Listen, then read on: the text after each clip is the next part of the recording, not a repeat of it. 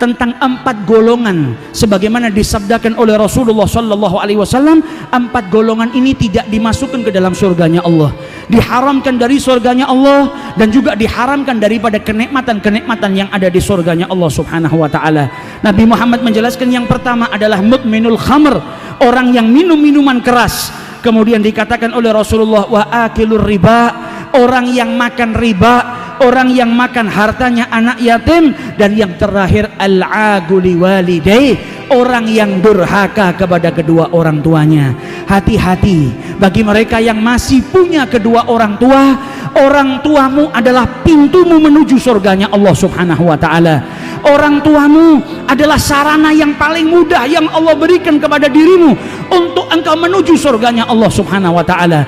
Orang tua yang disebut oleh Allah setelah penghambaan kepada Allah, wabil walidaini ihsana. Oleh karena itu Imam Hasan al-Basri ketika ibunya meninggal, beliau menangis luar biasa ketika ditanya, engkau ini imam, engkau ini ulama besar, ditinggal mati oleh ibumu menangis seperti ini, seperti orang yang tidak berpendidikan. Kata beliau, aku menangis bukan karena gaddarallah, aku menangis bukan karena wafatnya ibuku, karena aku menangis karena ada satu pintu surga yang tadinya terbuka untukku hari ini ditutup oleh Allah subhanahu wa ta'ala. Orang tuaku adalah sarana yang paling mudah untuk menuju ke pintu surganya Allah subhanahu wa ta'ala, dan dengan wafatnya orang tuaku maka tertutup pintu tersebut. Maka bagi kita yang masih memiliki kedua orang tua, hati-hati, jangan sampai kita mengangkat suara kita melebihi daripada suara orang tua kita. Jangan sampai kita mengangkat suara kita tidak sopan kepada orang tua kita, dan itu pun dilarang oleh Allah subhanahu wa ta'ala dalam Al-Quran. Mari kita tiru orang-orang yang mengagungkan orang tuanya, orang-orang yang memuliakan kedua orang tuanya. Bahkan sahabat-sahabat Nabi Muhammad di dalam sholat ketika dipanggil ibunya, dia mengeraskan bacaan supaya ibunya tahu kalau dia sedang sholat.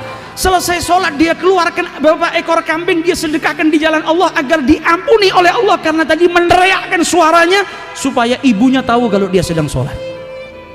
Bukan berteriak kurang ajar, tapi jaga yang luar biasa.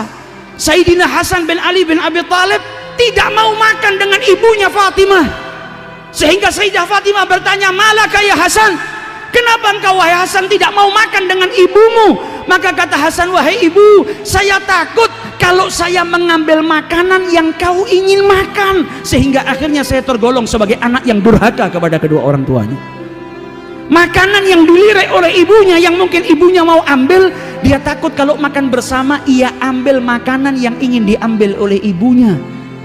Mereka orang-orang yang hatinya hidup, mereka orang-orang yang berjuang untuk mendapatkan kemuliaan daripada Allah subhanahu wa ta'ala. Maka dari itu kesempatan bagi kita yang masih memiliki kedua orang tua, muliakan, cintai, berbaktilah kepada kedua orang tua agar kita mendapatkan surganya Allah subhanahu wa ta'ala. Kemudian dilanjut oleh beliau, dan orang yang lagi dilaknat oleh Allah subhanahu wa ta'ala dan tidak akan dimasukkan ke dalam surganya Allah subhanahu wa ta'ala adalah orang yang memutus tali silaturahmi. Berapa banyak akhir-akhir ini kita lihat gara-gara perbedaan pendapat seseorang memutus tali persaudaraannya, seseorang memutus tali silaturahminya hanya karena permasalahan-permasalahan duniawiyah. Ketahuilah, orang-orang yang memutus tali silaturahmi, memutus persaudaraan, mereka dilaknat oleh Allah subhanahu wa ta'ala, wa iyadzubillah.